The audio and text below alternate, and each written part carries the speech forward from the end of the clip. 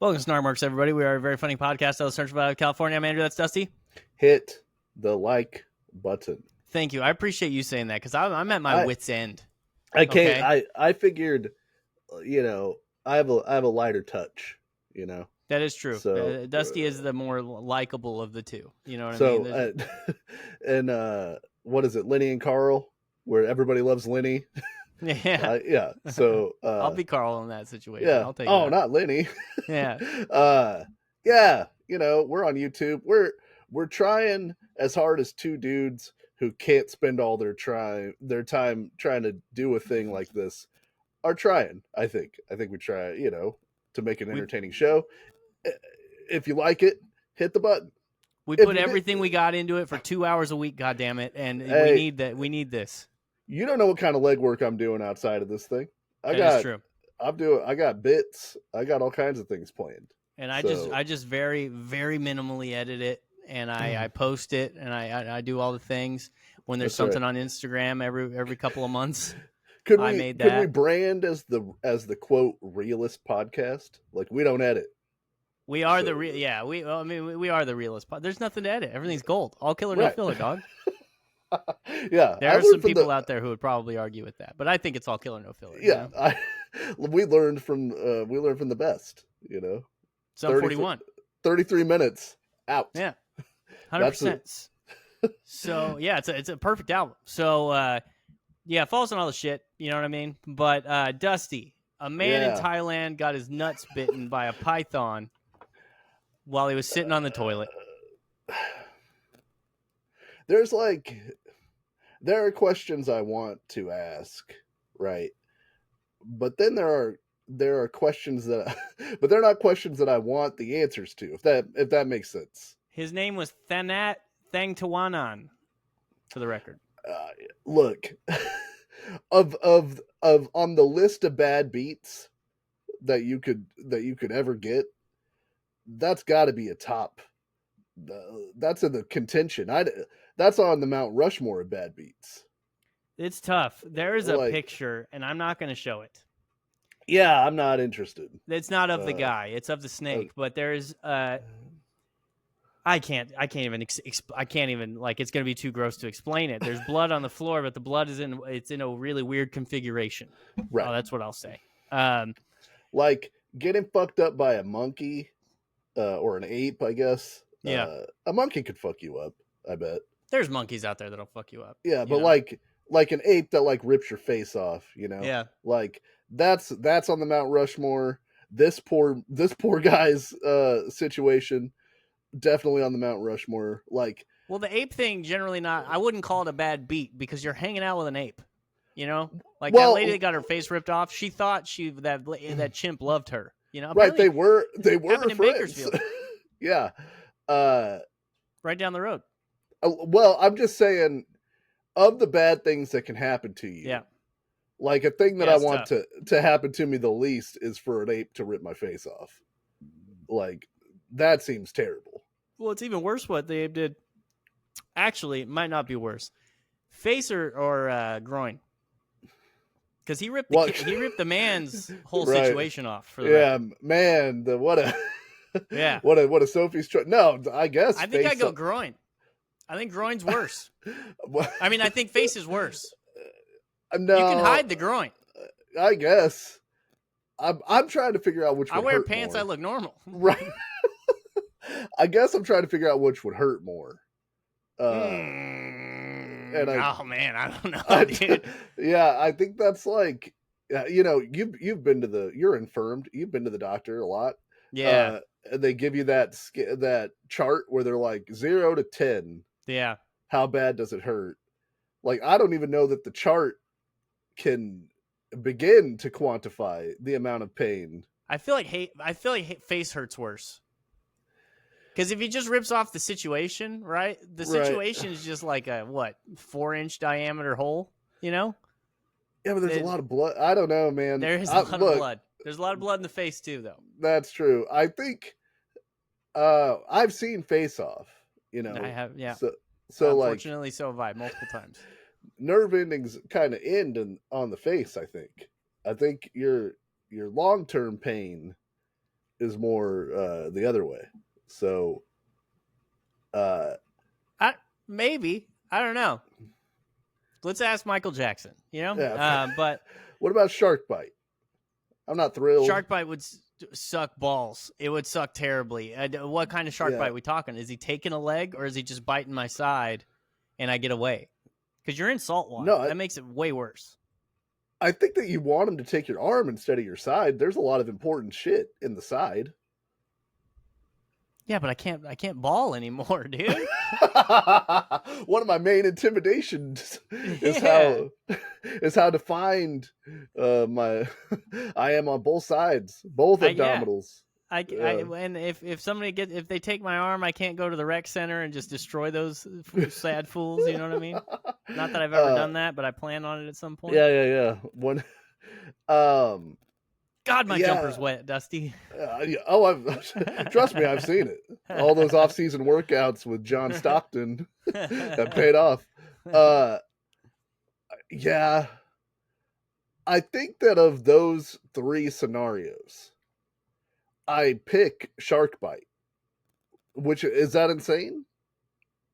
Yeah, I think it is. I get bit by the python. This guy's fine. He's fine. He didn't even need stitches. He just got 2 holes in his nuts, Yeah, I guess maybe without and look, I don't want to know. But without knowing the full extent of the damage. There was a lot of blood, but I'll tell you the full extent. There's a lot of blood. He's got a couple holes in his nuts. I guess I think I was picturing something much worse. Yeah, pythons, they want to swallow you. You know what I mean? And this was by the way, 12-foot python. Look, it's not going to help the fear. I think there's a it's similar to the these pictures, dude. To the shark, like the shark in the swimming pool fear. Yes, I know. I completely get it. Where your brain is like, well, there's no way. But I once saw a black widow in a toilet. Like it was in the corner on the inside of the toilet. Yeah, burn it down. If I remember correctly, it was after I had used that toilet. Yeah, that's a bummer. Oh, it's terrifying. It's the worst thing in the world. Yeah. So apparently this happens in Thailand. Like, I was going to say, I think I think it happens everywhere that there's plumbing to some degree. Yeah, but I think it's a big Thailand thing. Like in May 2016, a 10-foot pylon sunk its teeth into an Adiporn Boon Makchuai. Dude, guys get different names, please. His penis while he was relieving himself in a province. I'm not even going to try to pronounce the province. Yeah. In January 2020, a snake chomped down on a Thai mother's leg as she sat on the pot, causing her to pummel it with a hammer. Hell She's yeah, just sitting dude. on the toilet with a hammer, dude. Revenge, dude. How dare you? 10 months later, a 7-foot python bit Boonsong Play Cow's buttocks while she was on the toilet in the Samut Prakan province. So this isn't the... Oh, another one. Same province was washing her hands when she spotted a 12-foot python in her toilet on March 2023.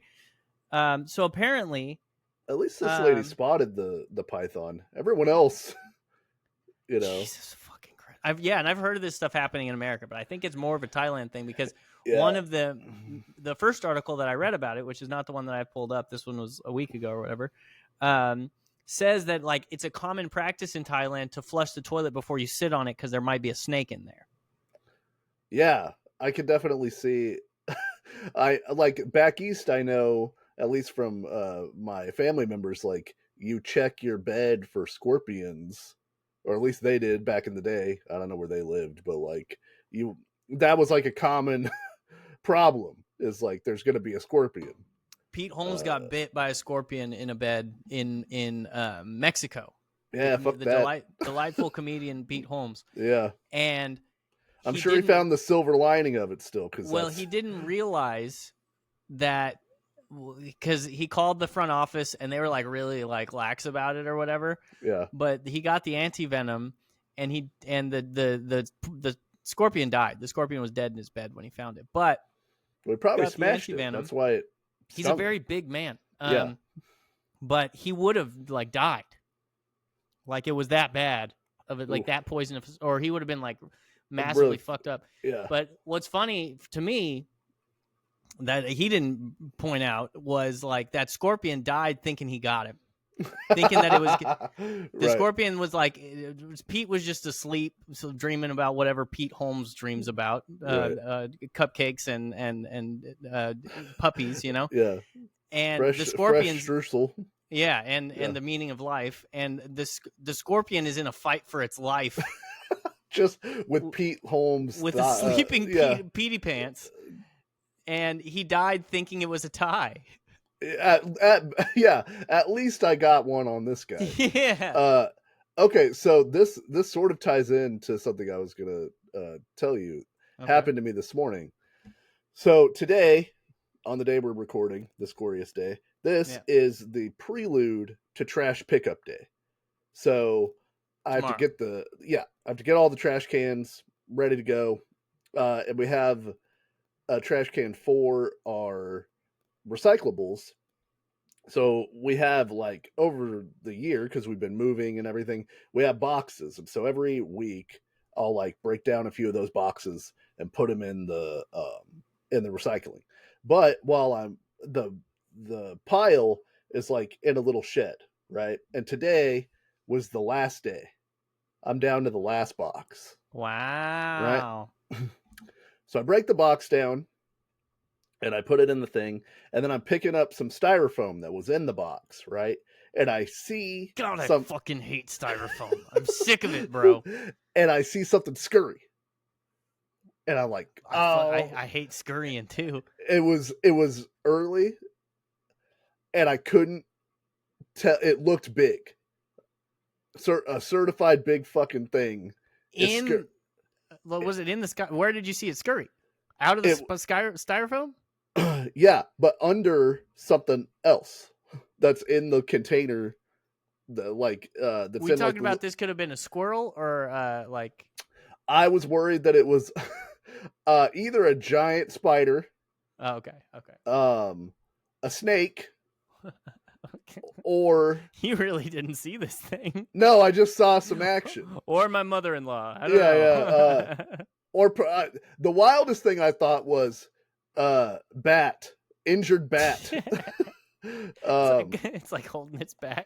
God damn it! Fuck.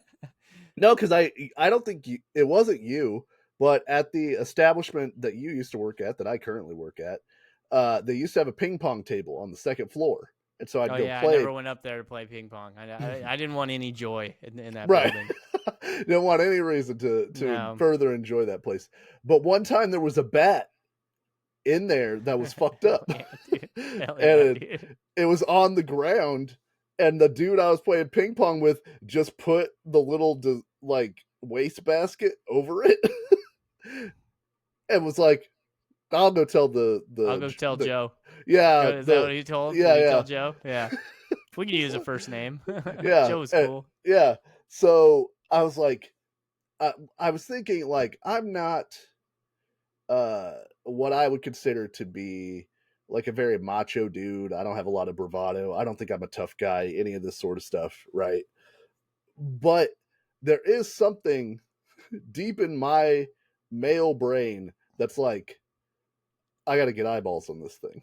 Yeah. Like, I don't know why, but I need the mystery cannot remain. I need to know what I'm dealing with. Then it could be anything. It's like one of those things in physics where like the cat's dead and alive at the same time till you look. Right. This is Schrodinger's bat. Yeah, this is Schrodinger's pet. It's both. Yeah. It's both every animal possible. It could be a jungle cat in there for all I know until I get eyeballs on it. Right. So I lift up. It was a mat for a gazebo seat, right? But it got rained on, so we were going to throw it out. So we'd put it with all the stuff that's getting thrown out, right? Yeah. So I took a shovel that I went to the garage, got a shovel because I'm like, okay, if I lift this and it's like a giant spider, I'm going to smash this motherfucker, right? So I lift it. I lift it. Huge lizard. Hell yeah. Yeah. Dude. But I was, yeah. I lifted it and I went, oh fuck, dude, you scared the fuck out of me, bro. Because he's like, he's got a little shovel in his hand. Yeah. No, he had a little gun. That's why I left him alone. He had fashioned it out of styrofoam. He's got a gun and a fedora. Yeah. A little cigarette. This is it's his territory. I'm paying rent to the storage now. But I was like, it was like a blue-bellied lizard or one of the common lizards we have around here, but it was like a big fucker. And I was you like, would put that mat back down if you knew what was good for you. Yeah. Hey, your business is your business, You're bro. fine, Mr. Lizard. So of course I let the lizard live. Yeah. I'm not gonna mess with the lizard. Lizards can kick it, dude. Yeah, they could, because they eat other less desirable things that I want to not be around. So also good for them. But yeah, I just like, I don't have a lot of like, as a dude, I have to do this thing, but I have to investigate mysterious creature that's around. Because listen, I'm pretty frequently a tough guy, right? Yeah. When it comes to, but despite my stature, my appearance, my voice, sure, the fact that I have a cat, there's a lot of things going against me. But when it comes to little critters, I don't want anything to do with them. Like, my friend had a lizard and was like, "Hey, do you want to hold my lizard?" And I said, "No, no, I do not want to hold your lizard." Yeah. He had a tarantula. Even less. Don't want anything to do with that tarantula. I went snorkeling. Those fish, I'm looking at the fish. I'm swimming over an entire school of fish. Snorkeling's pretty dope if you haven't been snorkeling. Yeah. But the whole time I'm looking at these fish and going, these motherfuckers better not get any closer to me. Like, I don't want anything to do with, there's nothing they can do to me. Right. Zero. Yeah. I'll fucking throw them. You know what I mean? I'll just pick them up one by one and just throw them to shore. Yeah, you know? Yeah. But I don't want to do, like, I'll be the one to kill the spiders. I usually release spiders. I feel I've there's something stupid broken about me. I'll eat beef and ham, but I release spiders. Yeah. And like, but I'm scared the whole time. Yeah, I'm not thrilled. Tell you that. But I'll it was throw just a sandal at one. The mystery needed to be solved, because I'm like, well, I don't want to have to come out here next week, and now I've given this guy a week to build up his defenses against me. He's calling other crows and other shit to come take me down. He's big and he looks mean. Yeah. Speaking of which, I'd like to as much as we could go on. I'd like to move from the poor gentleman who was attacked by the python. Rest in peace to your nuts, Thanat Thang Tawanan. Thailandese. What is Thailand? The same thing. Thailander. It's got to be. It should be Thailander, but it probably isn't. I think it's just Thai. It's Thai. That's what it is. No, you're right about that. It's Thai. That's the easiest one of all time that I'm a moron. Rest in peace to your Thai balls. That's did I tell this story on the podcast? I can't remember. I used to work at a call center, and we would get international calls from all around the world, right? Mm-hmm. And one of the things you could do was, if someone spoke another language, you would call a translation line, and you could get a translator that spoke that language, right? Mm-hmm. For all these languages. And it was so weird to me, because the rule was, you're not supposed to talk to the translator. So like, if you spoke another language, I'm supposed to direct all my questions like I'm talking to you, and then the translator will translate it. That person will answer. They'll translate it back to me. But I was always like, I don't know. It's not like the other person on this line doesn't know there's a third person here. So they're like, well, it feels impersonal or whatever. It is impersonal. I don't speak their language, but there's no way to make this personal. Right. So I'm like, all right, whatever. But my cubicle mate had been trying to get someone on this line, because they had a person from Egypt. And this lady was nice, but I don't know that she was very worldly in her knowledge. And she kept calling the translator line, asking for someone who spoke Egyptian. And they were like, what? Like ancient Egyptian? No. And she's over the wall from me, and I hear her, and I get up because the walls are like half walls, so you can see. And after like the fourth or fifth time, because they kept the system is automated, so it kept hanging up on her because it didn't recognize what she was trying to say. And after like the fourth or fifth time, I was like, "Hey, I don't think Egyptian is a language. No, People don't speak Egyptian. they speak Arabic. Yeah, Arabic or depending on the region, maybe something else. But we had a little guide, like a little travel guide that you could pull up for any country, which was cool. When there was downtime at work, I would just read that shit and find out, like, because it would give you like hazard tips, like, hey, there's a fuck ton of malaria here, so don't go there. Or like, all the dogs here are rabid, don't pet any dogs. It's snakes in the toilet. Right. And so we looked it up, and it was like, oh yeah, it's not Egyptian. It's like that lady broke the computer, the automated computer, because it couldn't help her. Egyptian is not, and you can't get to the second thing to talk to a real person unless you get past the automated system. And so, yeah, it's just always Egyptian. It just starts playing the Bengals. Yeah, and I don't know that I would have known offhand. Hey, Egyptian's not like a common. That's not a language that people speak now. What do people from Egypt speak? I don't know that I would know offhand. So, but now I do. It's a weird thing because Egypt feels like a Middle Eastern country, but it's in Africa. Right. Well, Egypt to me feels like its own thing, like, because there's so much lore about Egypt. Like, I'm like, oh yeah, I guess that is like in the Middle East or whatever. I was I went to the cinema this previous weekend, Andrew, as I'm wont to do. First, I will say, last year I saw 58 movies in the movie theater. Yep. This year, thus far, 58 movies. Really? I'm blazing a trail. Holy shit! There's 4 months left. That's right. Undefeated. And they said there would be no movies this year. I went and saw 3 movies on Saturday. Unfortunately, 3 movies on Saturday. I like going to the movies. Yeah, you do. Unfortunately, yeah, the second movie I saw was the remake of The Crow.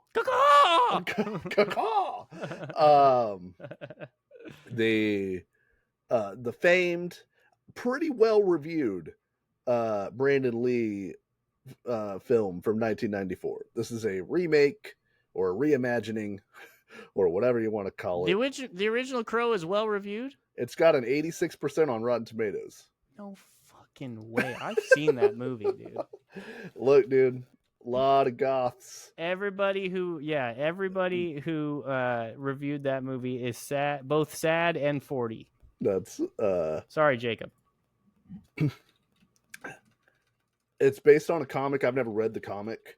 The backstory is like messed up. The guy who wrote it, his girlfriend died from getting hit by a drunk driver, like whenever she was like 18, or they were 18.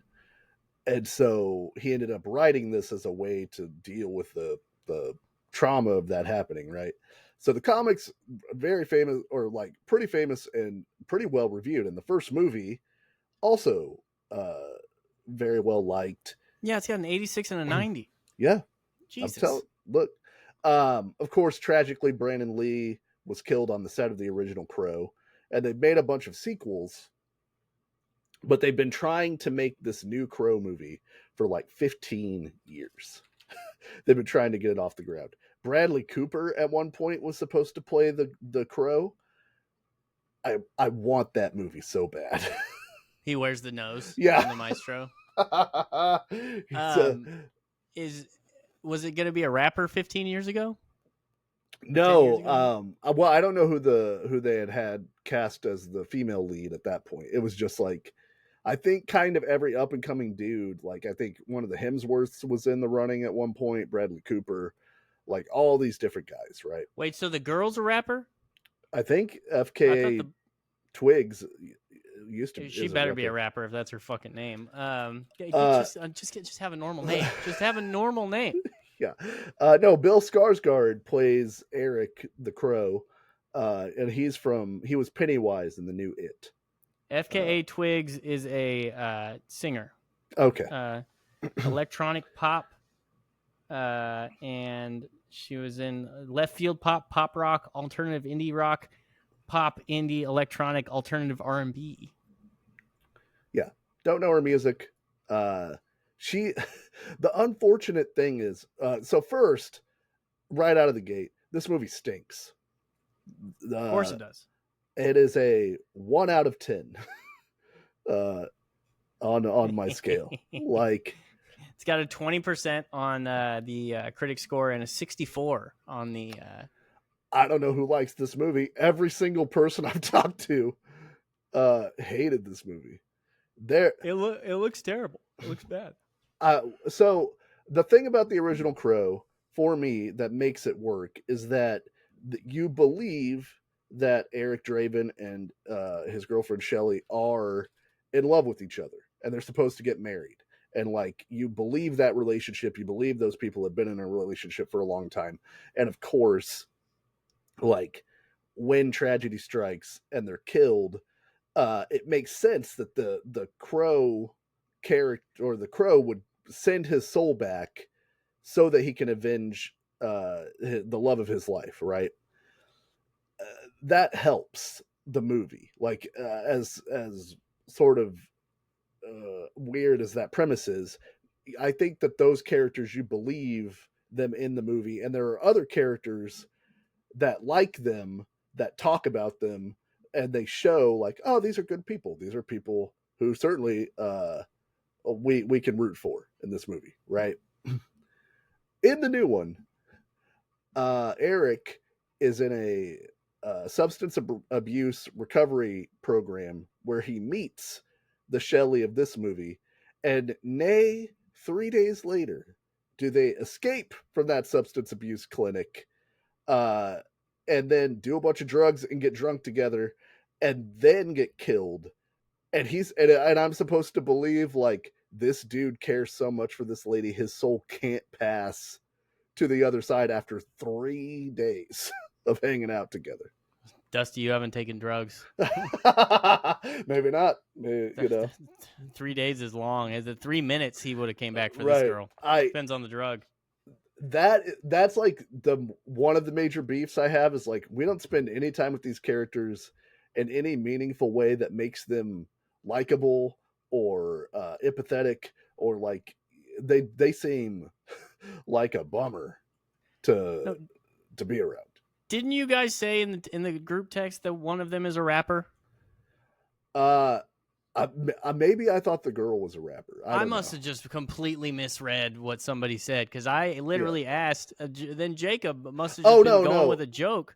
It was. I think you asked if somebody played guitar. No, I said instead of guitar, does somebody freestyle rap weirdly? No, I'm mad at you guys. I literally told somebody that there was a rapper in this movie. I mean, she kind of sings. She might rap. I don't know. This movie's like it's really like it's almost like it actively wants you to dislike it. It gives you no one to really hold on to, right? And there's like no emotional underpinning of it or anything. And then the bad guy is like a henchman for the devil. Somehow he's like, and his thing is to find like innocent souls and corrupt them to send them to hell, right? Yeah. And the crux of this movie. So in the original, Eric and Shelley are killed because the town that the city of Detroit is in like disarray, and this gang is trying to take over the apartment building they live in, if I remember right. And that's why they come up there, and he gets killed, right? Mm-hmm. In this movie, It's because the devil was hanging out with FKA Twigs, or the devil's henchman, and somebody recorded on their cell phone him doing his devil whisper that makes her go like hypnotic, and then she stabbed a lady to death at the behest of the devil's henchman to then corrupt her soul, I guess. So now she has to go to hell. It's very strange. But there's this cell phone video is the leverage. They're like, oh, we'll take this to the cops. For what? Devil whispers? Goddamn devil whispers as a Yeah, and you're not. I mean, God would know the devil made you do that.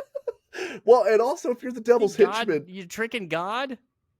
The devil's henchman, wouldn't you collect cell phones before you started doing some of your wicked shit? So that real sloppy devil's henchman. Like, I can't go see Jack White without them locking my phone up. But the devil is like hanging out in some loft in Brooklyn and is like, no, film away. I've got a cool parlor trick that I do. The devil was on drugs. And so then the other thing is the crow is supernatural, right? The guy can't die because he's got to avenge the thing that happened, right?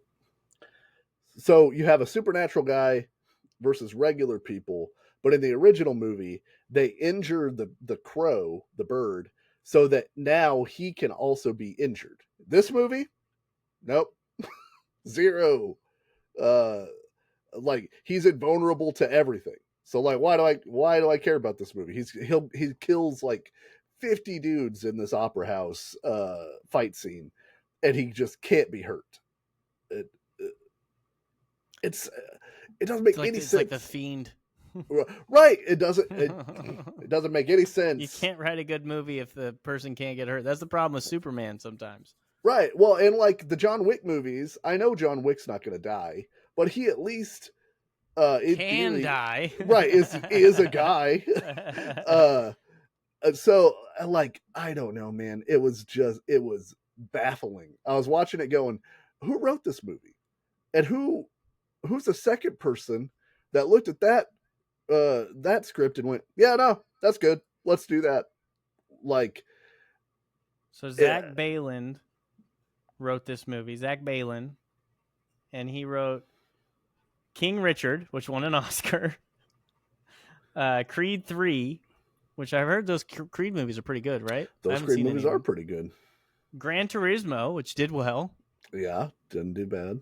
He made that Bob Marley movie, which for sure stinks, but I never saw it. And then The Crow, and then The Order, which is a movie that's supposed to come out based on a book. I'm going to look up that Bob Marley movie and see how it did, because it seems like this guy's done pretty well for himself so far. He's written stuff that's not as terrible as this, so I don't know. I don't know what happened. There's zero character development. Like, the Eric character in this movie doesn't become a better person. He doesn't learn any lessons. He doesn't. He escapes with a woman that he barely knows, and then gets killed, and then becomes the Crow and kills a bunch of people for revenge. The end of the movie. Yeah, I mean, I'm never gonna see it. I kind of like didn't really like the first one, so. Right. I didn't see the Borderlands. Guitar solo, man. I unfortunately didn't get to see Borderlands, which I also heard is a terrible mess. Mm-hmm. It still somehow ranked second on my list of terrible 2024 movies I've seen, because The Strangers Chapter 1 it takes the cake. Still worse. The Town was in on it. We hate when the town's in on it. Damn it, the town's in on it. At least this one, if the devil's in on it, that I understand. But like, can you pull up the guy who plays I think his name is Danny Houston. And look at a picture of that guy. That's the villain of this movie. And the thing is with this guy, every time you see him in a movie, you're like, oh fuck, that's the bad guy. That guy's not playing a good character. Okay. Is he like an old man? Yeah. He's kind of an old dude. Is it like this guy? Go to the YouTube, check it out. Yep, that's him. This guy? Look, yep. Look at that face. That guy's bad. Every time. 10 out of 10. That's the devil, huh? Well, he's the devil's henchman. Remember, he's the middle manager for the devil. Oh yeah, that's true. Okay. And he was the physical representation of war. I think he played Ares, the god of war, in the Wonder Woman movie. So he's just always being this guy. They're like, we need an old white man to represent the pure evil. Get Danny Houston on the phone. Well, he's definitely got villain eyebrows. Like, yeah, look at this. That's he's got that one eyebrow is always doing something. Yeah, he kooky. does what we say in show business. He's taking his eyebrows out for a walk. You know what I mean? Right. He's doing the people's eyebrow, really. It's just that one every time. Yeah. That's a decision. What's going on with this guy? He's evil. I told you. Look at that his eyebrow. Just does that, no matter what he's doing with his face. Look at that eyebrow and tell me that's a trustworthy man. His face does not agree with itself. It's like, no, we should be like cartoon villain. And the other one's like, no, I want to be a normal guy. And he's got the Eddie Munster, like, widow's peak in that picture. He does have quite high peaks. But, you know, as a high peak man, right? I think that's fine. You're okay. I'm concerned with his left eyebrow. You've got regular eyebrows, so you're doing okay. Yeah, my girlfriend would disagree. She always wants to get after her, but so yeah, I would say do not go see The Crow. Literally, do anything else. If you must spend $10 and it has to be at a movie theater, I would suggest playing the arcade or throwing it in the trash. Like just get half a tub of popcorn. Yeah, you'll be set. It just wild how, like, it just doesn't seem like anybody who knew how to make a movie was making this movie. I'm just obsessed with this guy's eyebrows now. And yeah, I mean, the movie was gonna stink. Like, we're not making good remakes, Dusty. It's just not gonna happen. Right. Like, what's a good what's your favorite remake? It would take a little bit. Let me get back to you. Like, all right. Okay, last weekend I went and saw Alien Romulus, right? Not a remake. Not a remake, but the continuation in a long series of Alien movies. But like, they did a good job. Alien Romulus, pretty fun, pretty cool. Has some stuff in it I haven't seen in other Alien movies. So for remakes, I'm trying to see. Does Batman Begins count as a remake? I don't think that's a remake. No, that is a reboot. Yeah. And this is the best remakes of all time. Yeah, this isn't, I guess, technically a remake. It's like they're trying to reboot it because they wanted there to be more Crow movies, I would imagine. That's the other thing with The Crow is the story lends itself to literally endless possibilities. Like, you just have to have something terrible happen to someone, and then they die, and then the Crow brings them back. But it could be any story. Like, it doesn't have to be Eric and Shelley. You could do it with anybody. So apparently, the Thing is a remake. Yeah, there's a really old black and white movie called The Thing Came from Outer Space, but I don't know that I'd consider that a remake because it's not playing with the same exact themes. A Star is Born is apparently a remake. Oh yeah, Scarface is a remake. Yeah, there's an old Scarface. 3:10 to Yuma was good. I recently rewatched that. Pretty good. True Grit. Very good remake. Yeah. Good remake. Yeah. Invasion of the Body Snatchers. The Fly. A lot. There's a lot of westerns on this. True Lies, apparently a remake. Oh yeah, I think it's based off of like a foreign movie. French flick, La Totale. Yeah. The Departed is apparently a remake. Well, there's a movie from China called Infernal Affairs none of that doesn't count. Right. But The Departed is a takeoff of that. But Straight up remake, I think your answer might be True Grit. I love that movie. Ocean's 11. Oh yeah, Ocean's 11 is a remake. Evil Dead. Well, the same guy made it. Oh no, there is a new Evil Dead. Yeah, it's fine. I don't think it's as good. True Grit's not even on this list, but I think True Grit. True Grit, Ocean's 11. I liked the John Wayne True Grit when I was a kid. Yeah. And that little Steinfeld girl knocked it out of the park. Yeah, she's good in Bumblebee also. Is she? Bumblebee, a movie I surprisingly enjoyed. Didn't think I would going into it. Yeah. You did, huh? Yeah. It's got a giant robot, transforms. Yeah. What else am I, and it has John Cena. What else am I supposed to do? You know. That's true. It hit both things for you. Yeah.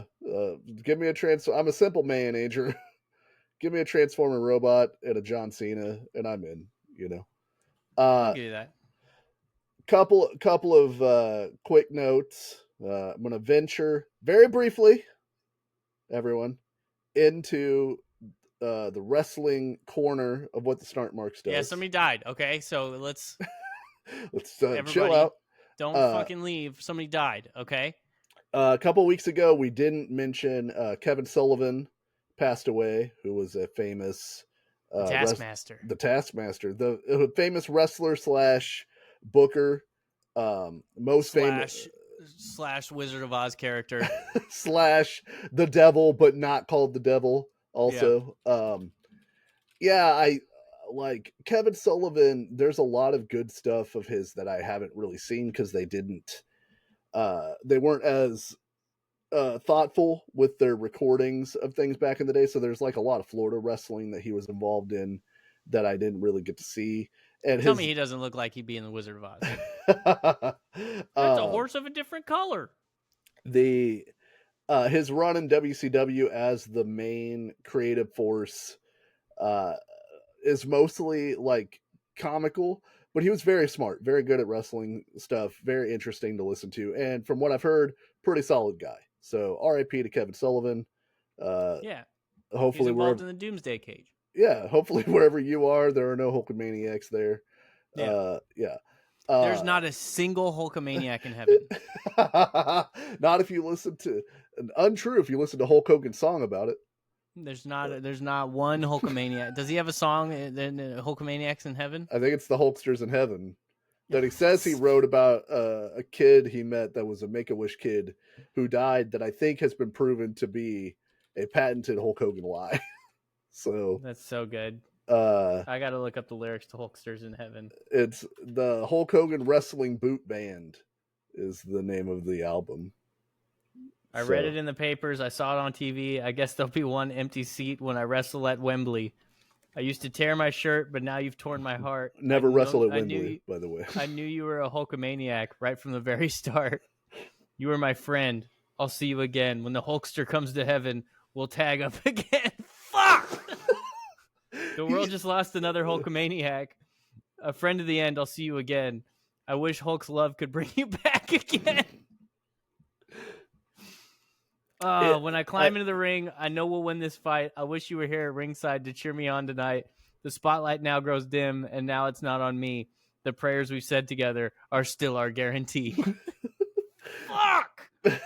He, aside from everything else he does, he really makes himself hard to like.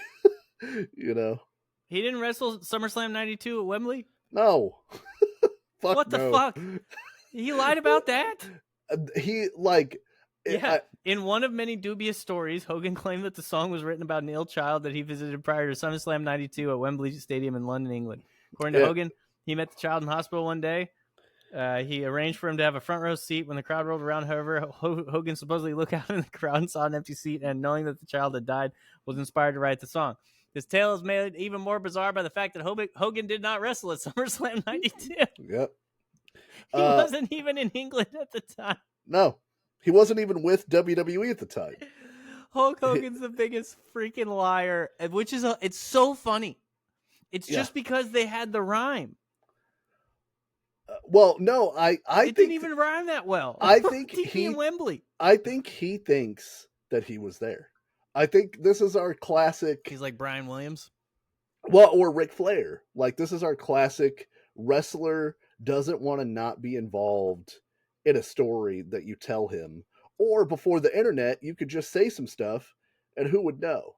Like, fuck, that's so funny. Hulk Hogan also said that he wrestled more than 365 days in a year if you count all the times he went to Japan and back. Because you lose a day, gain a day, all of that shit.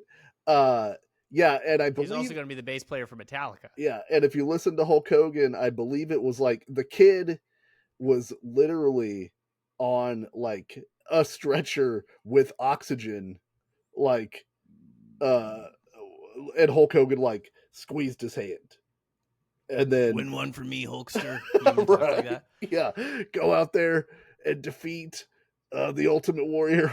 My favorite Hulk Hogan lie is when he would tell the story of him and Macho Man on the jet skis. Right. And it was just a WCW segment. Yeah. That's it's, you know, in all of those things, it's like, I think we've talked about it before. Like, Ric Flair will tell you to your face that he was there the night Bruiser Brody got stabbed, even though it is demonstrably false. Like, he's very clearly in Carolina or wherever the night that Bruiser Brody got killed, but he's told that story 100 times because he doesn't want to have somebody say to him, "Hey, were you there when Bruiser Brody got killed?" And for his answer to be no, because that's not a good story. That's not you're not working, brother. You know. What's the moral of the story here? Old people lie. Yeah, they all lie. So, also tied a little bit to Hulk Hogan, his opponent for his last match in 1992 at WrestleMania 8, Sid Vicious, also passed away recently. Psycho Sid, as he was colloquially known. If you want to go back to the beginning of our Snart Marks as a podcast, we covered 1997 in wrestling. There's a ton of Sid. And I have a soft spot in my heart for Sid Vicious, man. Like, just a big, certified big fucker. He's a big fucker, and he was just the biggest nervous Nelly on the microphone, the best worst promos of all time. He's just and I think he got discovered by Macho Man in Memphis because they're like, Jesus Christ, you're gigantic. And that was it. Do you want to be a wrestler? And yeah, Sid, of course, is like, he's known for so much stuff. Like, there's the stories that Sid really enjoyed playing recreation softball. So he would just fuck off in the summers from wrestling to go play softball. I bet he hit the shit out of a softball. Yeah. He's got an Aaron Judge frame, dude. Like 6'9", 317. That dude's bombing it. What if he were a Tony Gwynn style precision hitter? That'd be really funny. I know, he just bunted in softball. he's just hitting singles to the gap. Look, on base. I'm driving in runs. Yeah. There's a story I heard today where the Undertaker was talking about the first time that he met Sid. Sid was wrestling under a gimmick called Lord Humongous. Hell yeah, dude. Where he had a hockey mask, and they're backstage talking about what they're going to do. And Sid is like, look, brother, when I put that mask on, don't get too close. Because if I have that mask on, I am Lord Humongous. And the Undertaker's like, yeah, but the point is that we get face to face so that everyone can see how big we are and that we're going to be, like formidable opponents for each other. And he's like, yeah, but just don't get too close. Because once I have that mask on, like, you don't want to fuck with Lord Humongous. You don't want to fuck with Lord. Look at this guy. Yeah. How do you cover up that face? You know what I mean? Yeah, you need the face. I want to get this off the screen because Lord Humongous might come up with some weird Google image searches. I think it's a takeoff of Mad Max. But there's, of course, he got in a fight in Europe with Arn Anderson and nearly stabbed him to death with a pair of scissors. That's a famous Sid Yeah, because story. didn't Arn just say like, "Hey, go play softball" or something like that? It was like they were talking about who was a bigger draw in wrestling, and Sid was like, "I am," and Arn Anderson just laughed in his face. It was like, "No, Sid. See, the thing is, I think maybe it's his line or it's Jim Cornette's line. Like, Sid's the kind of guy that'll draw you $1 million house, but Arn Anderson will draw you money for 20 years because once you see Sid, that's it. It's over."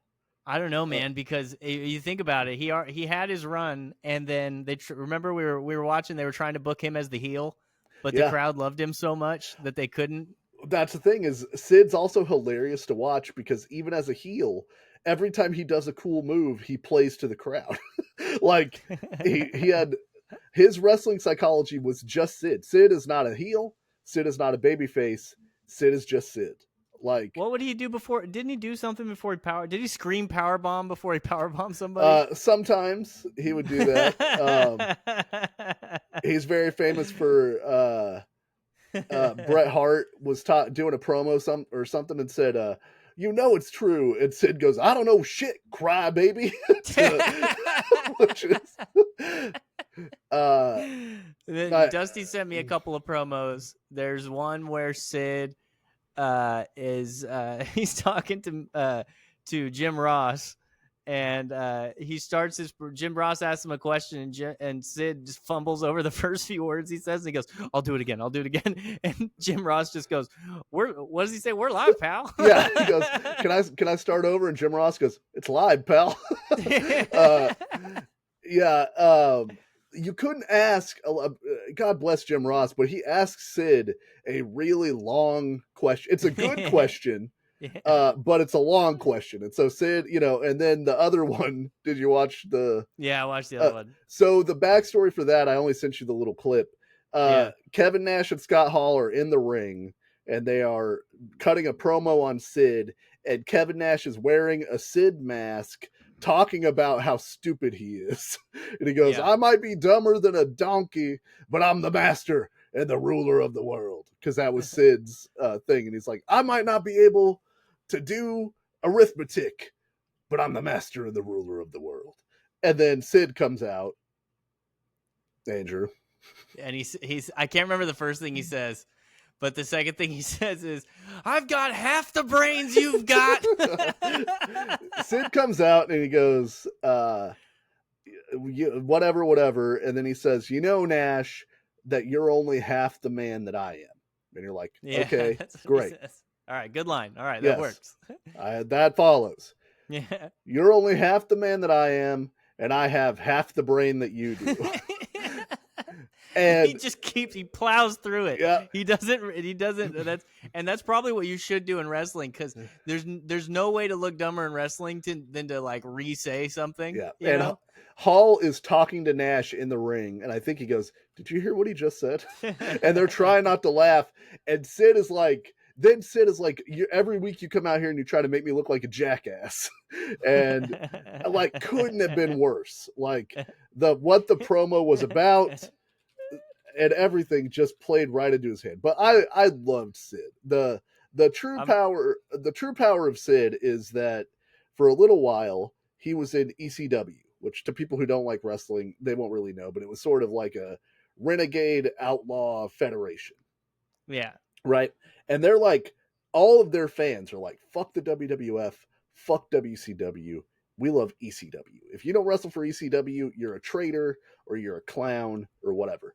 But for like 3 months, Sid wrestled in ECW, and every time he came out, giant ovation because they knew Sid was coming in there to just fuck somebody. He was going to choke slam somebody, power bomb him.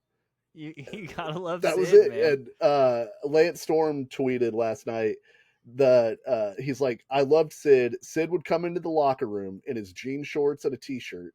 He'd take off his t-shirt. He'd put on his neoprene elbow pad, go out to the ring, power bomb somebody, come backstage, put his shirt back on, and leave.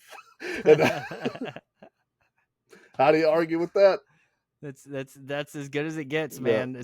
Sid, I'm gonna play the half a brain thing. Yeah, go ahead. I think we got to put at least some. We got to put a Sid promo because one of the first. I don't know if Dusty remembers. One of the first thing when Dusty started showing me wrestling stuff at his apartment. I think it was after we watched the first WrestleMania together. Like literally the first time we watched wrestling together. We started talking and somehow Psycho Sid came up. I might have asked you like who had the worst promos or something. Yeah. And we watched like a compilation of Sid messing up promos. Yeah.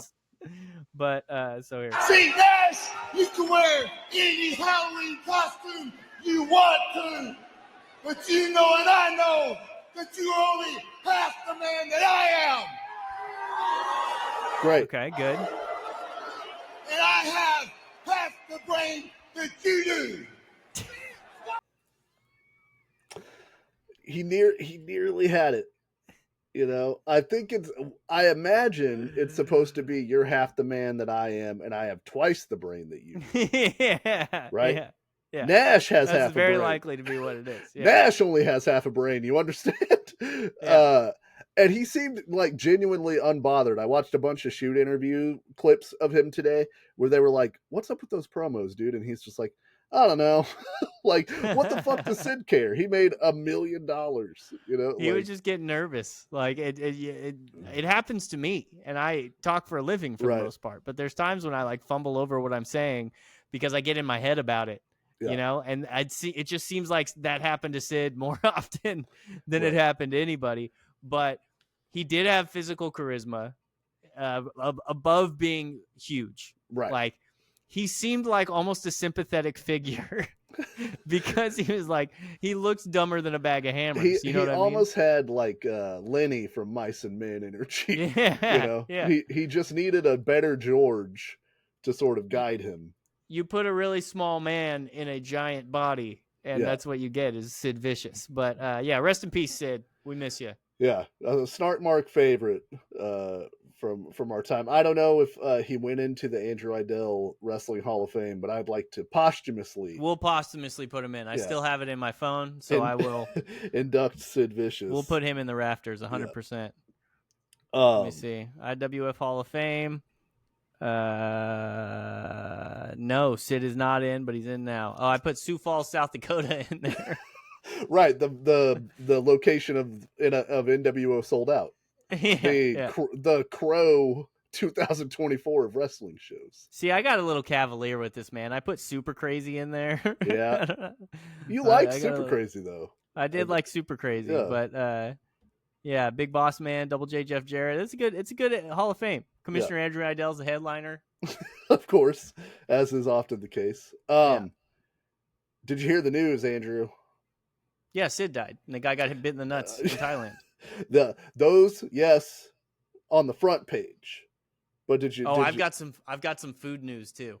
Did you go under? Oh, I have some food news too. But did you go under the flap to see the subheadline to find the lizard under? Yeah. They're no longer looking back in anger, Andrew. Oh yeah. Fucking Oasis back together. I have to tell you, not a lot of juice from me on this one. A lot of excited people, and I don't want to take it away from them. There are, to my count, 3 spectacular Oasis songs. There might be more, but I don't know them. What's the Story? Morning Glory is an album that I played a lot in my teenage years. I played from front to back too. Yeah. So that's what has the three banger songs on it. Yeah, but the Roll With It's really good. Like, there's a lot of good. I revisited the album, but I didn't listen to the back half of it the other day. But I mean, we're American, so like we know Champagne Supernova, we know Don't Look Back in Anger, and we know Wonderwall. Banger. Yeah. Like, Wonderwall is the type of thing where it becomes a meme and it's like laughed at and stuff. But try to listen to Wonderwall without all the attachment to it. It's just a wonderfully written song. And it's back to back with Don't Look Back in Anger. A fucking power team. If there ever was one. Is Cast No Shadow, what's the song? Hold on. Yeah, Cast No Shadow is a great song. What's the slow one? I played a little bit of Cast No Shadow and it knocked it out of my head. Don't be scared, cause all of the stars are fading away. You know that song? Stop Crying Your Heart Out. That's what it's called. Not on What's the Story? What's the Story, Morning Glory. Really, really good song. Well, here's the problem. Yeah. I never owned What's the Story, Morning Glory, because at the time that it came out, I was not allowed to listen to non-Christian music. I actually heard Champagne Supernova from a kid in the 8th grade as like intro music to something, and I was like, this song rules. Yeah. But then when I got into into secular music and could buy my own albums, What's the Story, Morning Glory, always $20 at the record store. Oh, really? It never depreciated in value. Like, yeah. I don't know if I LimeWired it. I don't know if they had it at like Target or somewhere where I could have gotten it cheap, but at like FYE or the Warehouse or any of the quote unquote music stores, $18.99. Fuck off, bro. I don't know how I got my hands on it. I probably LimeWired it. I probably stole it, but I listened to it a lot. I did listen to it today, front to back, all the way through, front to back. Yeah, really enjoyed it. I'm gonna go back to it. I really liked Some Might Say, which is a pretty good song. She's Electric. Oh yeah, I haven't listened in a while, so I don't know the words, but yeah, Some Might Say is really good. She's Electric might be my new favorite Oasis song. But can you bring up the over Don't Look Back in Anger? Maybe. It's really good. I like it a lot. Yeah, it is really good. Can you bring up She's Electric? Play the intro from the beginning? Yeah. Everybody's going to see that I use Tidal. Boo. Fucking boo. Shut the fuck up, bro. There's better artist equity on Tidal. Boo. I have to do entire screen.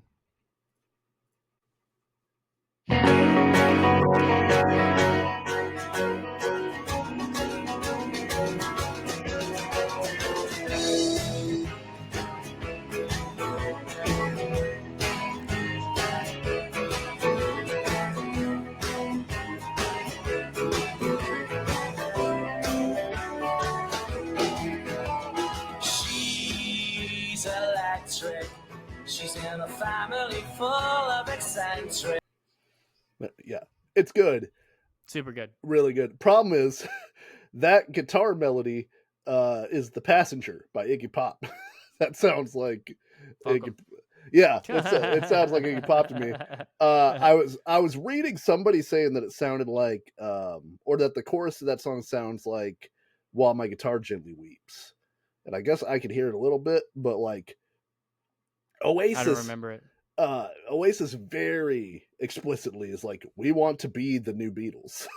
So I'm not surprised that that's where the influence is sort of bleeding out. I will say that even though not the biggest Oasis guy, they're playing Glastonbury, I think, on this new tour. That would be fucking sick. Yeah, they're playing the big one in England, Wembley. They're playing Wembley. Yeah, like to go see them in that environment would be awesome. Like, and I would. Okay, so why does Wikipedia defaults to an American band called Oasis that was formed in Marin County, California in the 70s? Oh yeah, that's definitely the one we're talking about. It's got David Crosby.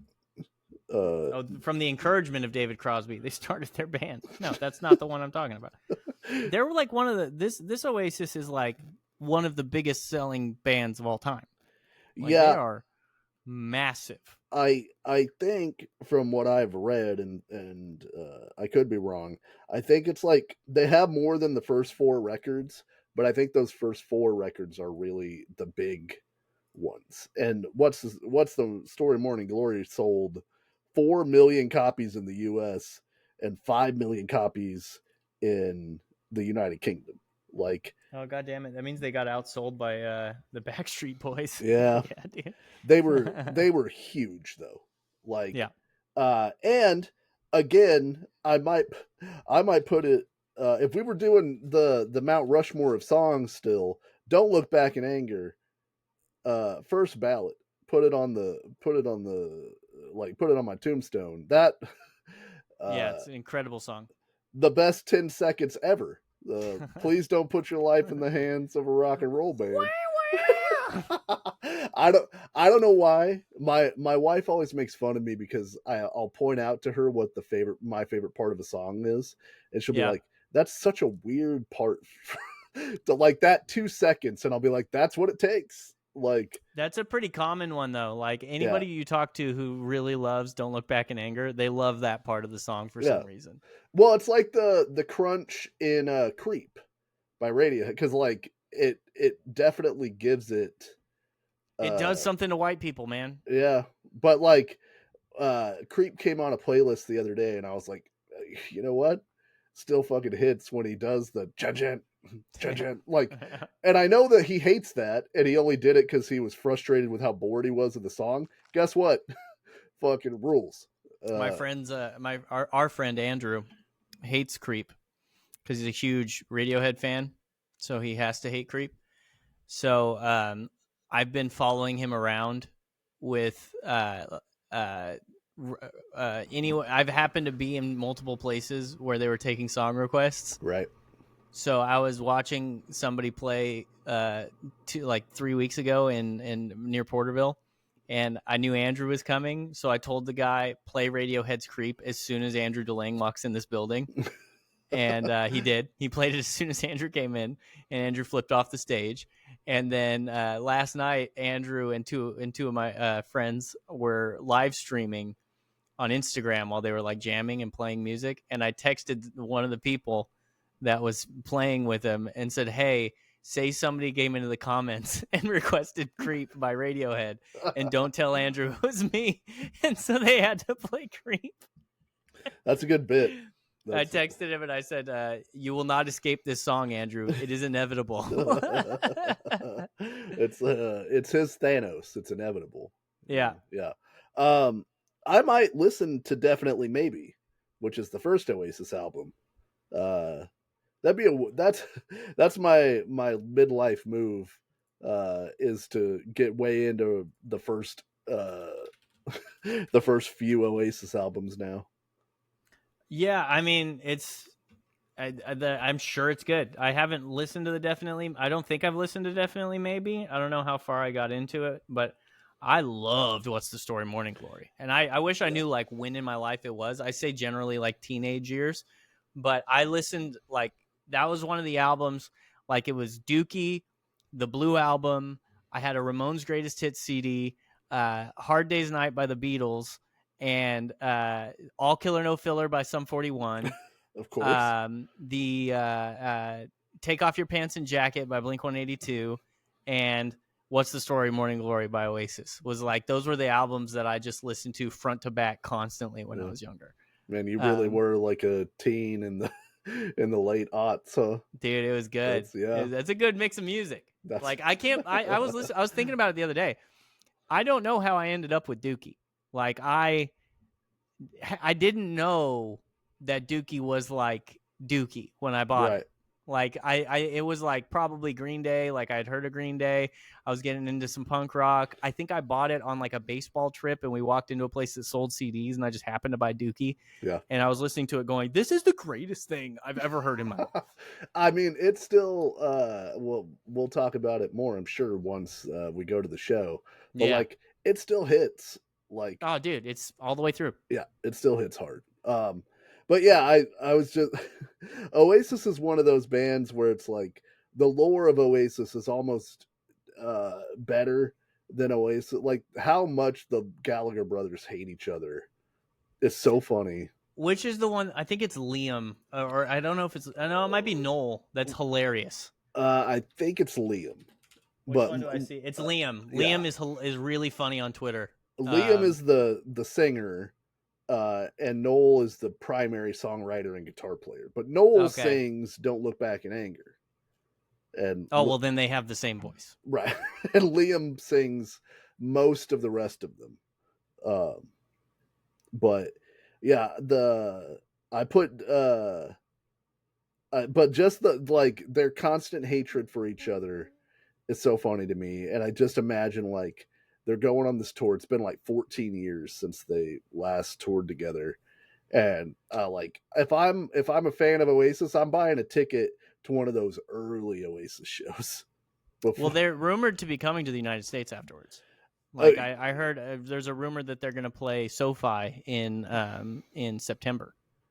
Yeah, of next year. Well, and I mean, if they could keep them together, I bet it's a Coachella date for sure. Like, yeah, but Coachella's like kind of moving away from that shit now. You know what I mean? Coachella's like Scooty the Boogie Doo Doo is headlining Coachella next year. They just had No Doubt though. So yeah, I guess that's true. Like you need 1 to 2 of those bands to get people to come spend that money, you know, elder millennials to come spend it, since they're presumably never getting the Smiths back together as much as they tried. The Oasis will do as a Britpop band that they could get. They have to do a documentary, right? Like they have to do like a Taylor Swift style, but like a lot more backstage stuff.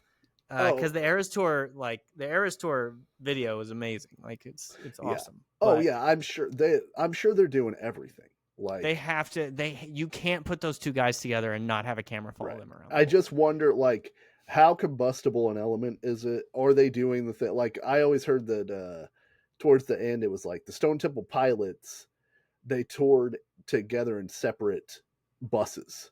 It was like Scott Weiland was on one bus, and then the other dudes in the band were on another bus, because it was they just can't hang out or be around each other. And it's like for an hour a night, we could stand to be around each other. I hope that happens. Like I will, if they're filming it, I hope it happens. If not, I hope they rekindle and they're buddies again and shit like that. But if they film it, I want the drama. Like, well, and I want all of it. Like, give me an Oasis Tiny Desk concert. Give me the fucking the movie. Give me them on some variety show. Like, as much of the Gallagher brothers as you can get. I just wonder if it's like the more these guys are together, the bigger a problem it's going to be, because they were the biggest band in the world, and then they fought too much and broke up. Like, you know, they couldn't. They played. I forget the name of the festival. It starts with CH. Nebenworth, I think is what it's actually called. There's a famous CH Nebenworth. Yeah, I think it's silent. The CH is silent. I think so. Because they played the festival there for, like, and there was a documentary about that. And they played to like 120,000 people 2 nights in a row, which is insane. Nebworth, it's KN. Oh, KN. Okay, so Nebworth. I was like, silent CH, dog. We don't. I don't know, man. You can't be introducing new silence. That would fuck me up. I'm just going off of what I know. Which is very little. Which is very, very little. I thought I'll just remind everybody, Thailandese. Yeah, I'm going off of assumptions and things I've heard from secondhand sources. But yeah, it was like that documentary is insane. Where they sold out back-to-back concerts of 125,000 people each night, and 2.5 million people applied for tickets. Which they're doing Wembley 4 times. Yeah, I imagine, especially there, because like they'd be a big. I mean, when they bring the tour here, if it lasts that long, it's going to be a huge seller. But like, especially in England and those surrounding areas, they're still one of the biggest bands in the world. Yeah.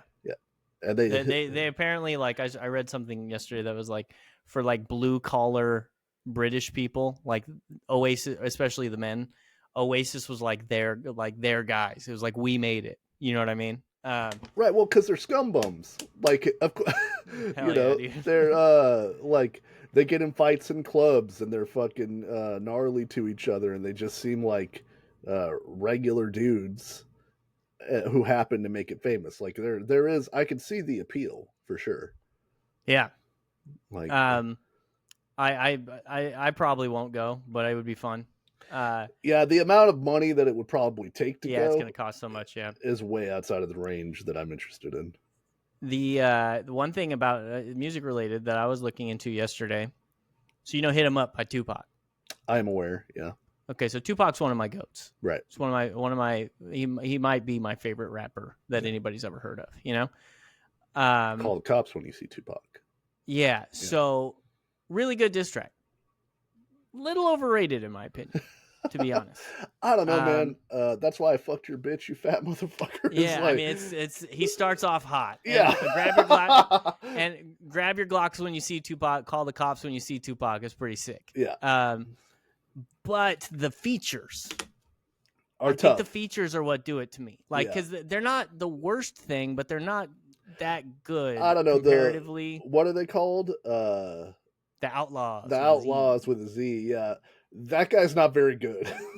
Well, this is the thing. So, I was gonna promote a show with the Outlaws a couple months ago. Whoa! And one of them had a heart attack like the week of the show, and they were like, "Yeah, he's not gonna do the interview, but he's still gonna do the show." And I'm like, "No, he's fucking not." Edie Mean, I think it was Edie Mean, but anyway, so I was like, who are these guys? Yeah. Right? Because these aren't, like, the Outlaws that are touring right now aren't the 3 Outlaws that are on the Tupac song. I think the Outlaws ended up having 5 or 6 guys. Not all of them are alive anymore. And 2 of the guys are now touring, and no. Edie Mean is on this song. He is. Okay. He does the a Pac style taker. I'll say it to your face, you ain't shit but a faker. That guy. Yeah. But the middle, I think I think it's the middle guy. I'm from NEW, jurors where plenty murders occurs. That guy. Okay. So to backtrack, that's the "Hit 'Em Up" came out in June of 1996. Tupac was dead by September. Yeah. Gaddafi, who was the middle guy, was 19 years old. He was dead by November. Oh, wow. Yeah. So half of the song right is dead within 5 months of that song coming out. And Gaddafi was like best friends with Tupac growing up. Like there's famous pictures of Tupac when he's young that he's with Gaddafi, and like you don't know that ended up being one of the Outlaws. You know what I mean? I'll find one of those. Castro also in the group was his cousin, Tupac's cousin. Yeah. So this is Tupac and Gaddafi right here. This is how long these dudes knew each other, and that they had known each other for a while in this picture. Oh wow! Like when they were even younger. Like he knew Gaddafi like when Gaddafi was a baby, basically. So he's bringing Gaddafi up, and so Tupac gets shot, and then Gaddafi apparently was the only guy who said that he saw who shot Tupac, and he's willing to point him out in a lineup. And Gaddafi dies 2 months later. But it's a really weird story. He was like, quote unquote, accidentally murdered by his friend, like growing up, who is the cousin of one of the Outlaws. And like, it really seems like it wasn't an accident. The guy very clearly lied in his statement to the police, saying that he was like 3 feet away from Gaddafi when he accidentally shot him. But like forensics show that he like literally put the gun up to the guy's face. But yeah, it was very interesting because I was like, I wonder if any of these dudes died. And back in the day, in this, like in those circles, it's not surprising to find out that a couple of them died, you know? Right. But yeah, within 5 months, Tupac and Gaddafi were both dead. The group consisted of 10 original members. That's too many dudes. Outlaws? Yeah. Unless you're the Wu-Tang Clan, 10 dudes is too many dudes. Have you ever watched a Tupac show? No, I don't think I've ever. Well, I might have seen him perform once. It's very difficult for me to watch hip hop shows. There's live. 30 people on stage at every Tupac show. Like even Eminem live, Proof, God rest his soul, he rapped. He finished too many lines for Eminem. Yeah, half of Proof. I have the the Up in Smoke tour. Oh yeah, on DVD. I had a couple friends who went to that.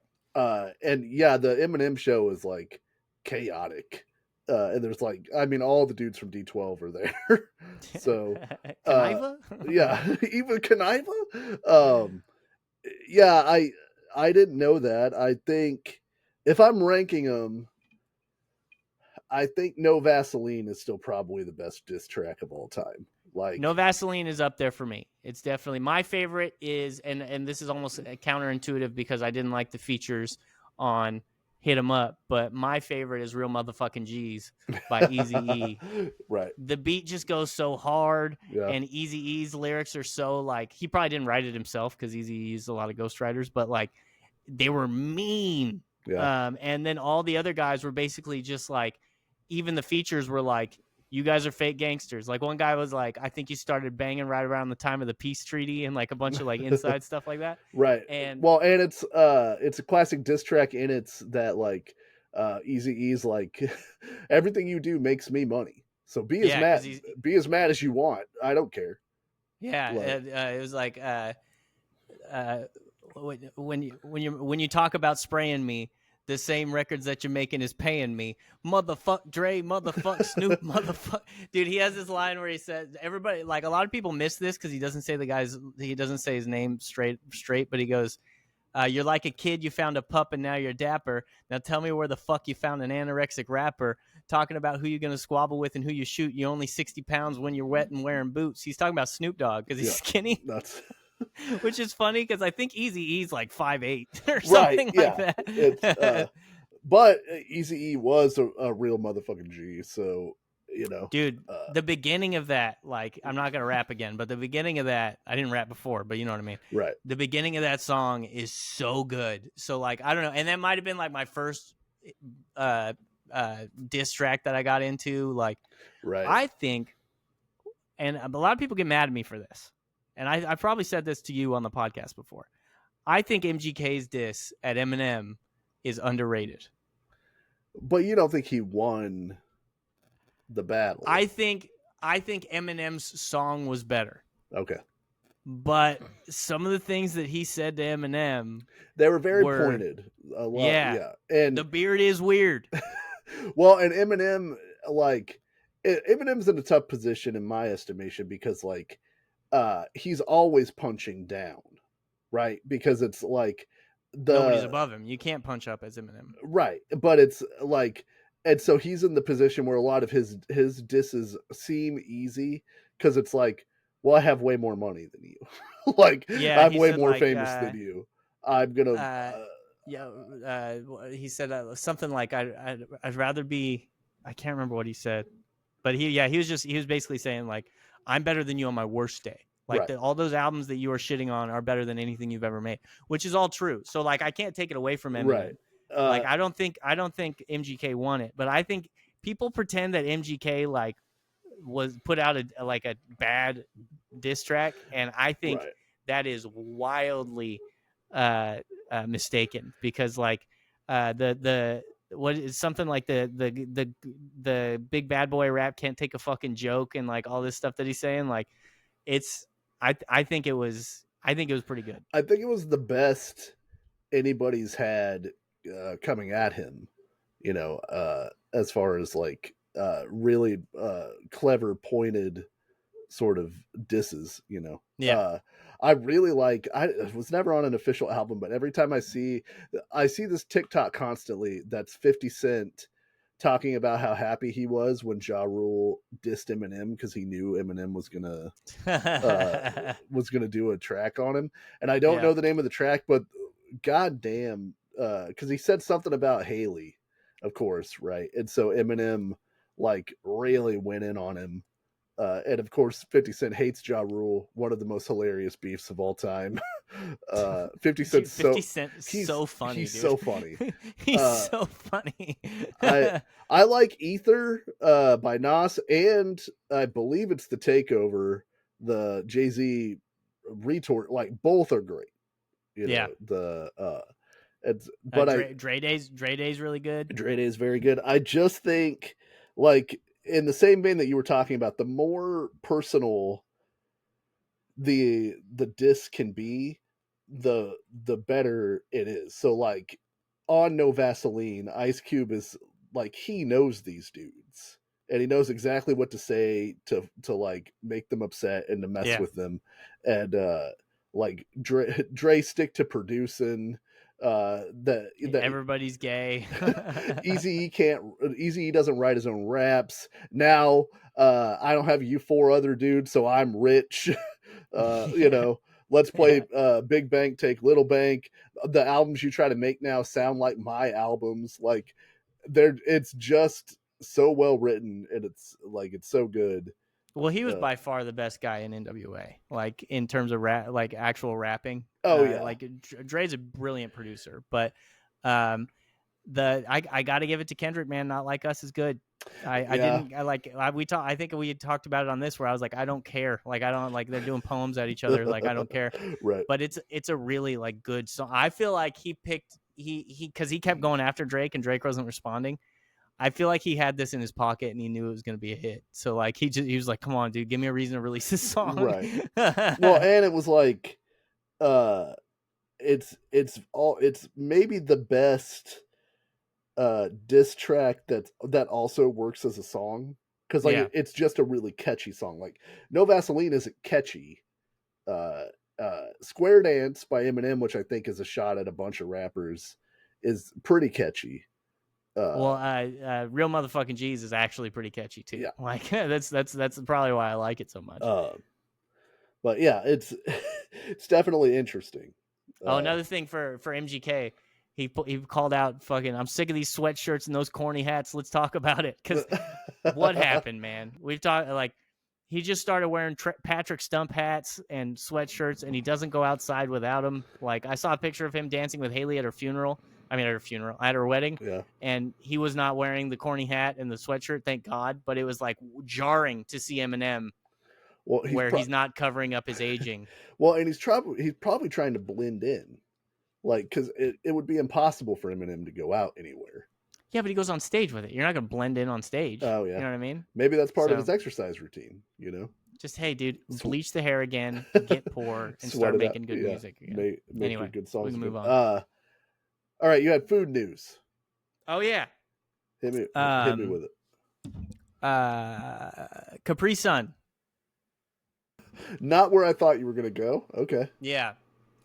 Capri Sun is releasing their juice, or whatever you want to call it, their concoction. No, I don't think it's legally allowed to be called juice.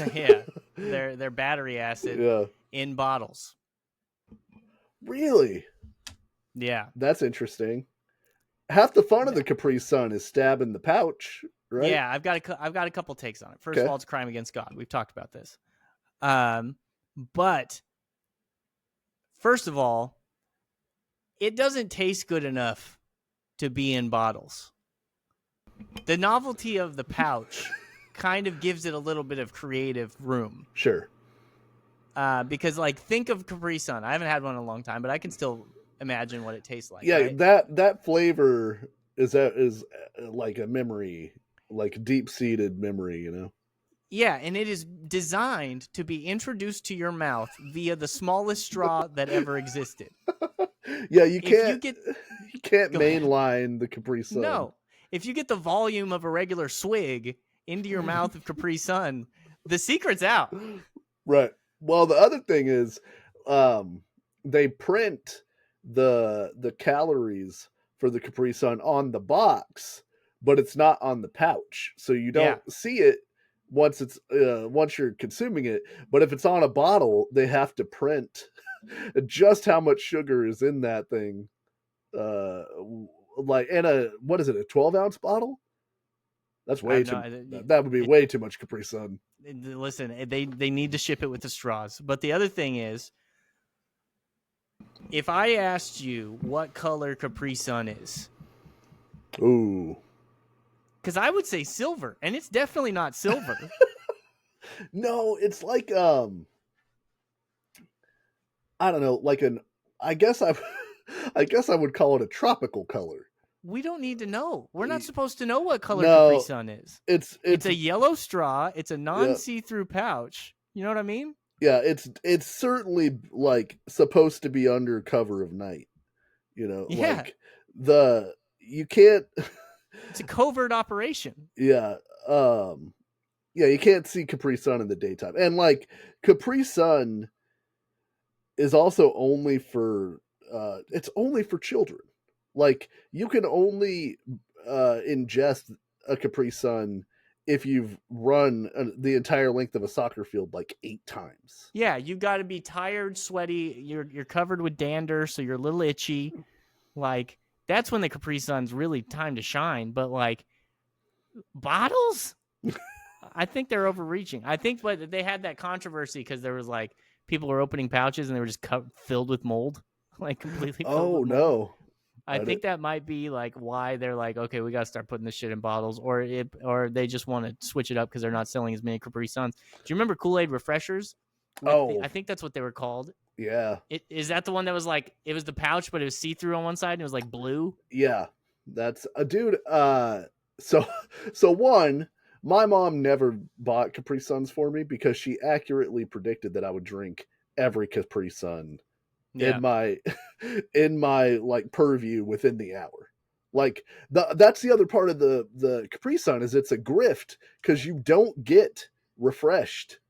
Like you are not replenishing electrolytes from drinking Capri Sun. It is dehydrating you more for sure. Like that. It's so stupid. But she was like, "I'm not going to buy you that because it costs like $6 even back in 1993, and you're going to drink all of them in 20 minutes." And I was like, "What? That's fair. If I buy you this Kool-Aid, even if you drink all the Kool-Aid costs 10 cents, and we make more of it, or So Capri Sun, one Capri Sun's only 66 calories. Oh, see, I'm seeing a Capri Sun is 35 calories, but that might be a different. Oh, we're probably looking at different things. Volume. This is a 15 grams of sugar. This is a 6 ounce. I've only got 170 grams, 6 ounce, 66 calories. It's fruit juice. Wait. Anyway, this Capri Sun only contains 15% juice. I think this is a pouch. It says like all natural. I think this is a pouch too. So we're just getting bad values. What's there? What website are you? I'm on Nutritionix. I went to Target and just looked up a Capri Sun. Yours is probably the one. I mean, I guess 8 grams of sugar, 5 grams of additional added sugar, which is 10% of your sugar intake that they recommend for the day. But it's just not very much liquid. No, and so, again, that's the thing. It is not refreshing. Like it tastes good, but it's literally doing nothing to your body. Mickey Free, right? It's not a girl. I liked Squeeze It. Squeeze It was my shit. Oh, I forgot about Squeeze It. Like it had the cool faces on it. It had a little like on the top you could like screw off top. Yeah, I didn't like those screw off tops for some reason. They were awkward. Well, they cut your mouth. It's gonna fuck your mouth up for sure. Because it's just plastic. I can't imagine the amount of plastic that's in my body because of Squeeze It. Yeah, because I would also chew on the lid. Oh after yeah, you take it off. You know what I mean? You put it in this your mouth. This is definitely BPA plastic. They were not worried about that. There's lead in that for some reason. They're like, oh, there's not enough lead in our plastic. So there's straight up asbestos in that shit. We were in the group chat talking to the other guys, and I was saying when I was a kid, because we were poor, this is a Saturday for me involved going to like a grocery Saturday involved going to no less than like 5 stores. Because my mom would plan it out, so she'd be like, "My dad does that shit too. Yeah, he'll drive all the way across town to save $1.30 on tortillas. Yeah, like this is where we get meat. This is where we get like bread and shit. And then there was and all of these places, it was a dream for me because they all had their little magazine section, and so I would go and read the wrestling magazines. And I was happy as a clam. But the last place we went, the bane of my very existence, was we went to they're all grocery outlets now is what they're called. And that might have been that might have been what it was called then, but we just called it the canned food store. That's what it was. You guys were so poor. We were pretty poor. Problem with the canned food store, not a goddamn magazine in that whole store. There's no toys. There's no magazines. What you reading for? Yeah, you're gonna end up a dirt farmer. There's no need to read. You need to learn all these different kinds of beans. That's what's gonna be important for you. Ain't no book learning gonna get you out of here if you shop at the canned food store.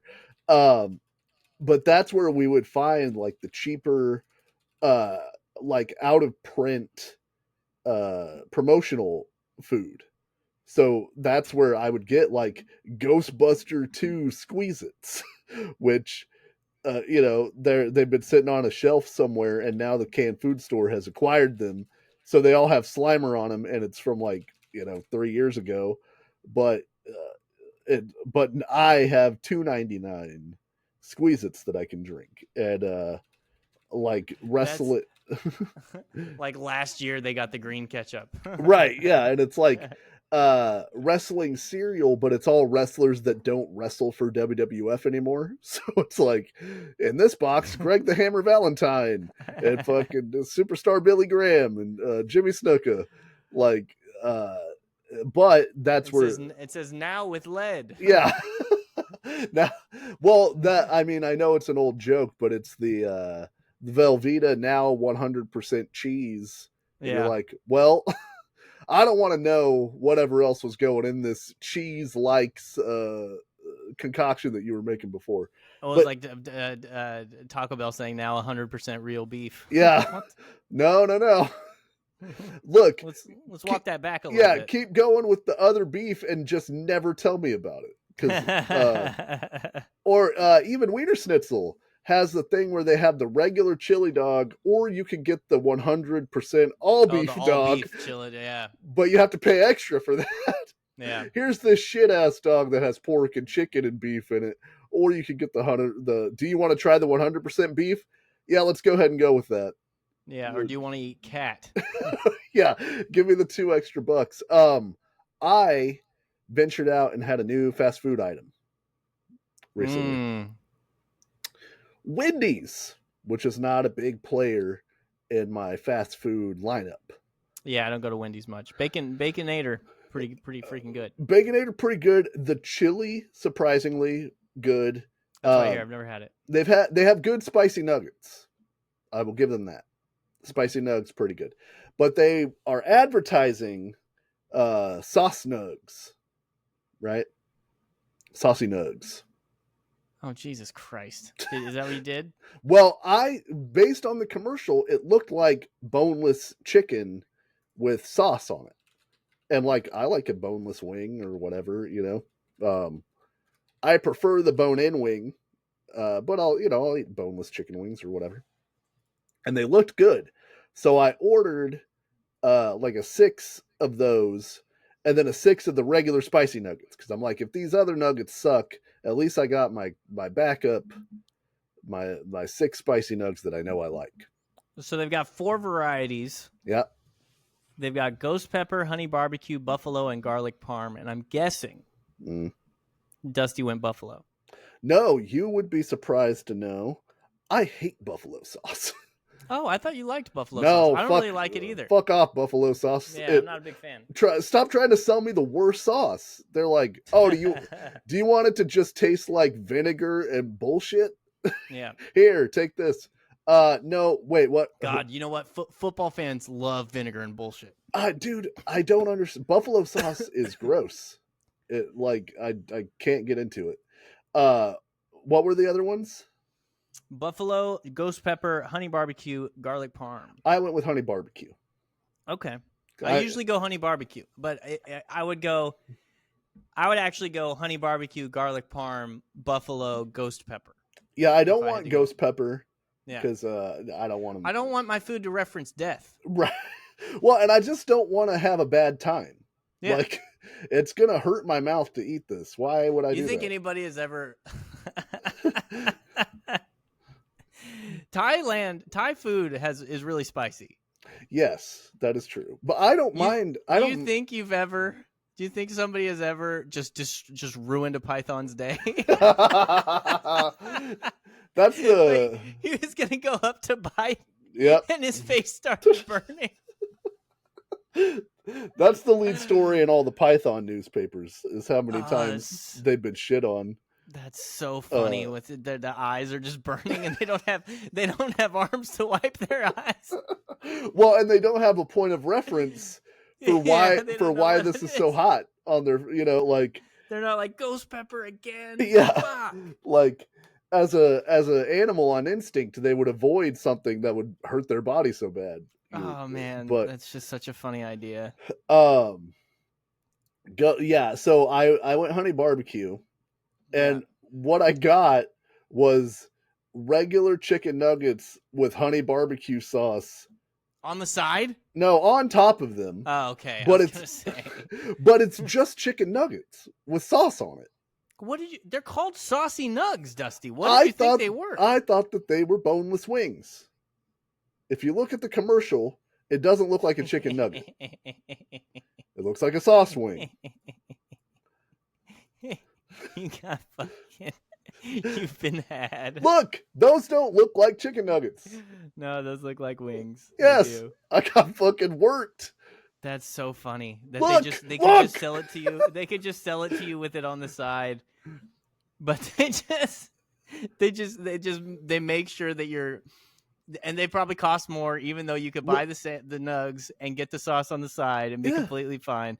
And these are messy, and it's just bullshit. A bad idea. Look at that advertising. Oh, that's so funny. That does not look like a what I got. Is there a picture of what they are in actuality? No, those are just regular nuggets. Those look a little more nuggety, but they do look like they have a thicker breading than normal. Okay. If I'd seen that, then I would know, and I'd be like, man. Yeah, no, I understand what happened here. I got worked by marketing. Look at this fucking guy's thumbnail, bro. I want to see how many views this has. He looks like he's the singer. Like he looks like he was the singer of an emo band in the 2000s. Or no. He was in a cool youth pastor band. Oh, I was gonna say that guy's giving me ska guy energy. I got to see how many views he has. Ska band energy. He has 18,000 subscribers. Hit the like button, ladies and gentlemen. Look, if we just started eating food on here, then maybe we got to start doing mukbangs, bro. Yeah. You know what a mukbang is? No. It's when people put an obscene amount of food in front of them and just film themselves eating it and being disgusting. Oh yeah, I don't like that. Doing mukbangs, bro. I ordered everything off of the Taco Bell menu. Let's see how long it takes me to eat it. No. Dude, I watched the shit out of those for a while. The guy was just like, he was just an animal. Like, and he'd put the amount of calories that he's eaten up in the corner. And somehow still thin and not filled with diabetes. Yeah, he probably goes and pukes. Yeah. Oh yeah. I suppose I didn't consider him a liar. He's got to keep you got to keep the live stream on, and like we got to wait, like you film yourself until you poop this stuff out, man, because I got to make sure you keep that in. You got to be honest. Unlike the Wendy's sauce nugs, I want honesty. So listen, I got a picture. Does this look like what you got? No. Yeah, because that looks more like boneless wings. Yeah. No. Oh man, you got to add. That's I got funny. Chicken McNuggets with sauce on them. Oh, dude, McDonald's accidentally gave me fucking ranch dressing with nuggets the other day instead of sweet and sour sauce. And those nuggets are not engineered to be eaten with fucking ranch dressing, bro. Well, and the McDonald's ranch dressing. Look, if I have snobbery, part of my snobbery is ranch dressing. Ranch in a packet is never good. No. In one of those little the ramekins that they give it to you in, fuck off. Like if it has a peel off lid, no. Yeah, with the peel off lid, it sucks every time. Well, it's never good. And they give it to you room temperature. What are you, a psychopath? Give it to me in one of those plastic cups with a pull off, so I know you made it there. Yeah. Like that. But if I have to peel something off the top, this is not going to be good ranch dressing. There's some uncanny valley shit that goes on when I taste that and stuff. Make it cold. It's buttermilk based. What the fuck are you doing, dude? I want room temperature milk based sauce. No, thank you. Yeah, I did get some very good pizza ranch the other day. Pretty stoked about that. Yeah, they make it there. Yeah, you know what I mean. Yeah, Mountain Mike's knows what they're doing. They're not a fool. 1 point for A&W, which I know is contentious for you. They do make their own ranch, and it's very good. That's good. Yeah, that's good. I had one bad A&W experience, and it colored it incorrectly. The chicken tastes like fish. I can't give them any credit. It tasted like celery. Oh. The whole thing tasted like celery. I can't give them credit for that, but I can give them. And I don't like celery. No. I don't understand celery. Who wants to eat celery? Oh, I thought of you the other day. I mean, I often think of you. You're good. You're my good friend. I made a tri-tip on my grill. Fucking nailed it. Got any tips? My main tip is get a temperature gauge that you can put in the meat as while it cooks. That's a game changer. You're big time now. Yeah. You're big time now. Got that as a birthday gift. You fucking hook it up to Bluetooth on your phone. It's pretty awesome. Yeah, those are sick. But as a side, I made elote street corn salad. Hell yeah, dude. I like this. He's branching out. Found a recipe online. Pretty easy.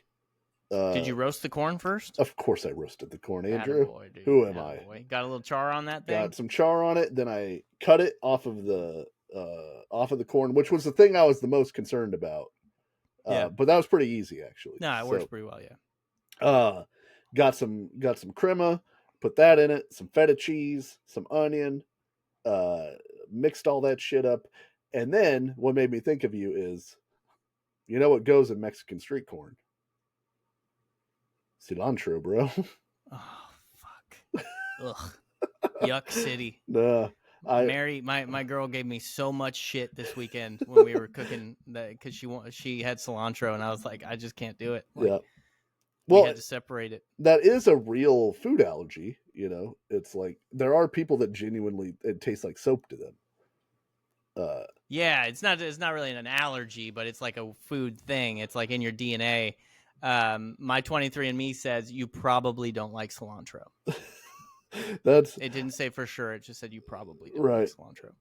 Is that the low key way of your 23andMe telling you that you're very white? Like, look, we've done all the math. You're probably wearing tube socks. Yeah. You don't like cilantro. You thought MGK's diss was pretty good. You're wearing a beach shirt with 2 buttons undone right now. Watch Donnie Darko a bunch.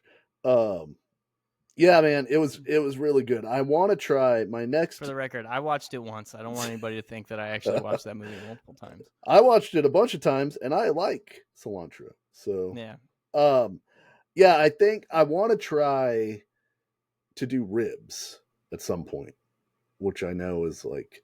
Talk to Ricky, bro. Yeah, I gotta figure it out. I think I want to also make. I found a pretty good recipe for jalapeno poppers. I think I want to try that pretty soon. Those are banging. Get those seeds out of there. Yeah. I got a whole oh boy, like a whole system. I don't want to do the breading ones. I like the ones with just the raw jalapeno with the cream cheese, and then you wrap it in bacon. Oh yeah, that's the jam. Yeah, I like those a lot better than the breaded ones. Yeah. I think I like this turn. I could see myself becoming big time grill guy. Yeah. I like big time grill guys. That's a good one. That's a good man. There's man things that aren't cool. There's man things that are cool. I think grill guy is a cool thing. It's a healthy way to cook your food. You get the nice char on it. You're spending time outside. You got a little thing to get better at because there is a science to it and an art to it. You can always be improving. I think this is good. Yeah. I got a Bluetooth speaker I can throw out there. Listen to my dad rock Fog jams. hat. Yeah, fucking put Fog Hat on and just your Dirty Pants playlist. Yeah, that's what I played last time. And then I have like, dude, I got a whole setup. I got a chair, like a beach chair, that you fold up and then you can unfold it. And then I got a little table that I could put all my seasonings and stuff I need on. And then I could like set my beer right there, set my Bluetooth speaker, fucking set the timer on my on my thing, close the lid. What better time can I have? I got to start making those Grill Dad aprons. Dude, I'm just sitting on a mountain of money. Yeah, I'd buy it in 2 colors. That way I have that way I can alternate which one I wear. So apparently, yeah, my the gift, I just remembered that I got you a gift. It's from China. So oh no, it's probably bat juice. There's probably a bat, yeah. It's that's why it's taking so long to get to you, but I can't wait. It's so good. I just sent you some pictures of my last grill. Oh, I saw when you posted on Facebook. Yeah, no, this is the other day I did burgers. This is burger grills, okay. And then you can see my setup with my table. I want to see them. They should be heading your way. So not coming through, but yeah, it's great, man. Maybe. Oh no, it's gonna be too late. I was gonna say maybe we'll get home at 1 a.m. from that concert. Yeah, I'll throw some chicken I'll throw some chicken on the grill. I'll throw some drumsticks on. Yeah. No, I like it's either that or I got to like get into World War II, and I feel like I know enough about World War II. Dude, I've been obsessed with the Apollo landings. Oh, of course, because you love space. Oh, dude, I've been like. I like Gene Kranz, the flight control director, is like my hero now. Like the Apollo 13, the story of Apollo 13 is unbelievable, and the story of us landing on the moon, like JFK being like, we choose to go to the moon in this decade, not because it is easy, but because it is hard. Like thing, and do the other thing. Don't forget. Yeah, and do the other thing. Yeah, so he really fucked up that line. He shouldn't have put to the end, do the other thing. But I watched that whole speech the other day. Yeah. It got emotional, and it was just a bunch of 20-somethings, like good old boy engineers who were like, I guess we got to go to the fucking moon. So like they figured it out. The story is just insane. Have you seen these burgers look great, for the record. Pretty good. And it's a very nice setup. I think I'm nailing it. So yeah. Or I'm getting better at doing it. So. And do the other thing. Yeah. Have you seen Hidden Figures? No, I haven't, but I know about that girl. Yeah, that's a pretty great movie. Like, sign me up for like 10,000 of those. I love that shit. Where it's like, I listened. Go ahead. Here's the story of like a person you probably didn't know that helped do this incredible thing, and like I don't care that if all of it's true or not, or if they fictionalize so. Like, give it to me, dude. I'll watch 50 of those. I listened to 2 long ass podcasts. One was about like the whole Apollo like track all the way to Apollo 11, which is when we landed on the moon, and the second one was about the whole story of Apollo 13, and it was crazy, dude. Yeah. Like I just sit here and watch freaking like control room videos and press conferences and like all the stuff from it. But anyway, yeah, I've been thinking of rewatching Apollo 13, which is also a big dad move. Big guy in his 40s move. So I need to watch it. I haven't watched it since. I'm sure there's gonna be things. They didn't even fucking do it like that, man. Kevin Bacon. But, how dare you? All right, Kevin Bacon played. No, I think it's Kevin Bacon. The guy that Kevin Bacon plays was like a last minute replacement. Yeah. And in the movie, apparently they portray him as like not knowing what he was doing. But this guy was like one of the most capable guys in NASA and knew everything. So I'm sure that guy was pissed, bro. That's like, though, I guess that's the one thing that I don't like is whenever they Jack Swigert was his name. Where they take a guy for a movie and they go like, oh, we have to make it so that this guy doesn't know it, or he seems incompetent or something. Yeah. And you're like, come on, man, this dude's a goddamn astronaut. You know how hard it is to be an astronaut? Yeah, he's an American hero. Yeah, like that. You don't barely get into astronaut school. Like, yeah, and they made it like they were like, oh man, this guy can't fly. janitor. Right, yeah. Like, man, they put, you fit the only guy that fits in the helmet. But there's not an Animal House style astronaut guy. Yeah. You want to do some trivia real quick? Yeah, let's do some trivia. Get out of here.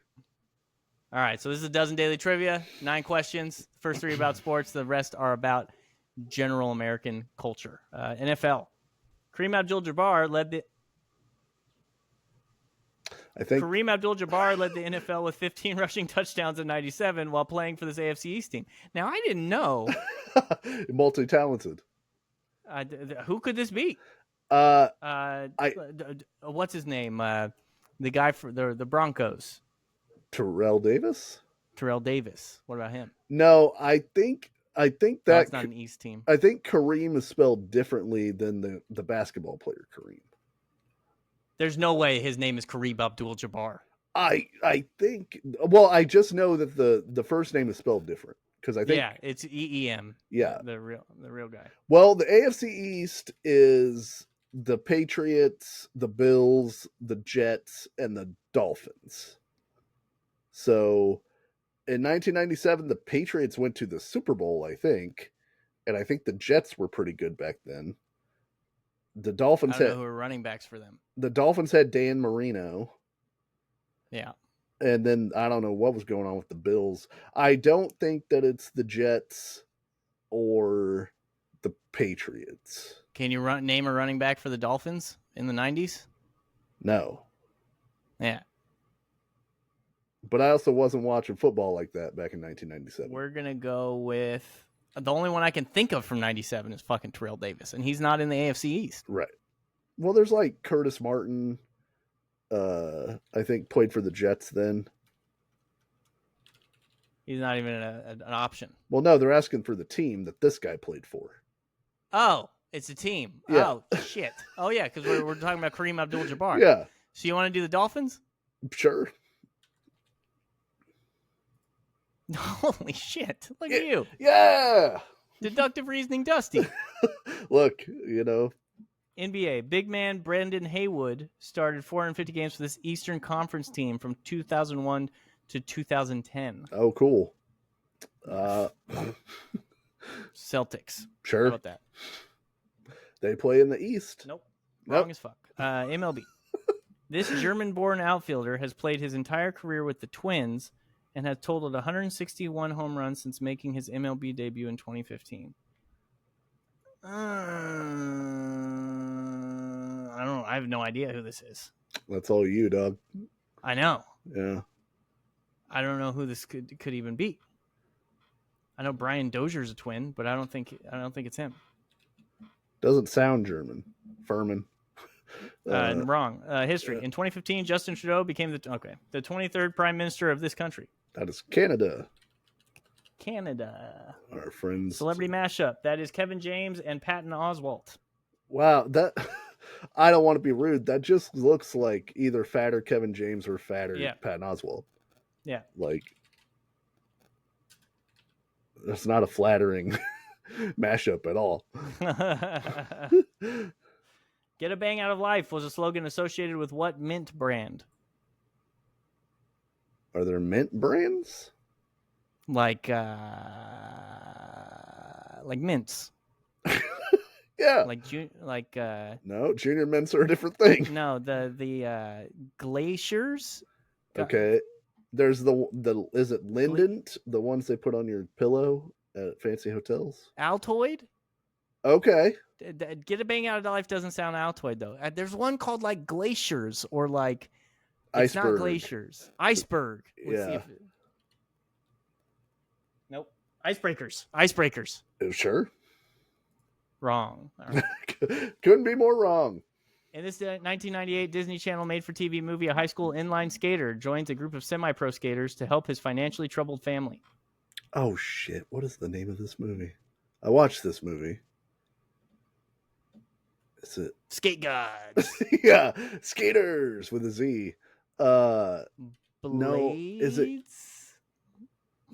Grind? No. Is it Blade Trinity? No, I think Grind was a skateboarding movie, I think. Yeah, right? yeah. Shit. Brink. Brink? I think Brink Blink? is the name. No, Brink. Brink 182, I think is the name of this movie. You nailed it, dude. Green. Ah! Hell yeah, dude. Look at you.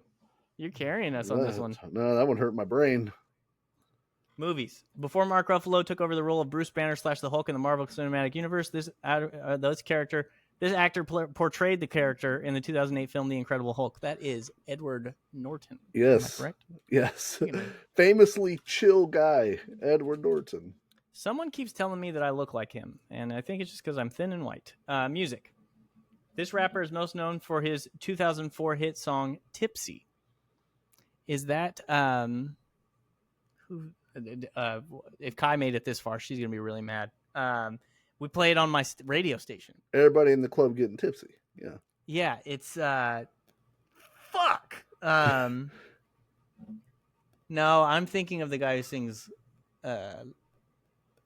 hey, what's in your cup? Got a couple bottles, cause a couple ain't enough. Bottoms up, bottoms up. Is it Chamillionaire? No, it's not Chameleonaire. It's Flow Rider? It's not. I keep thinking Omarion, but I don't. It's not him. Is it T.I.? No, I don't think it's T.I. No, T.I. sings Bring 'Em Out, which I didn't know, and that song fucking goes. You know that song? Bring 'Em Out, Bring 'Em Out. Oh, yeah. I don't know who sings Tipsy. I don't fucking know. I don't know. It's not Chingy. I'm saying Omarion, even though it's not him. All right. No, I'm not going to double dip. I say Eric B. and Rakim saying Tipsy. Jaquan. I would not have gotten that. No. I would not have gotten Jaquan. Sorry, Snacks Jaquan. and candy. It's Tic Tac. Oh. Okay. I guess I don't think of Tic Tac. I guess it is a mint, but I don't think about it that way. Very German name, Max Kepler. I mean, that's a Nazi. Yeah. You know what I mean? NBA was Washington Wizards. Who cares, right? So no idea. We got 5. Yep. We got 5 on it. Yeah. So that's been Snark Marks. Yeah. Thank you, everybody who listens. We appreciate it. Look, where else are you going to run the gamut? From Python Attack to Oasis Reunion to Jaquan. Yeah. To Saucy Nug mix-ups. We're bringing you the best in podcast entertainment. Jaquan the chef. And we appreciate everybody who listens. We don't appreciate that joke. He's the one who came up with spicy nuggets. I mean, with saucy nugs. That's why I don't respect him as a chef. No, thank you, chef. So thank you, everybody who listens. We appreciate it. Thank you for the feedback people have left. Thanks for riding with us. We love all of you, and we'll be back next week with whatever crosses our fancy here at the Snark Marks podcast. We go with the wind, boys. And Kai. Oh, I almost left studio. That would be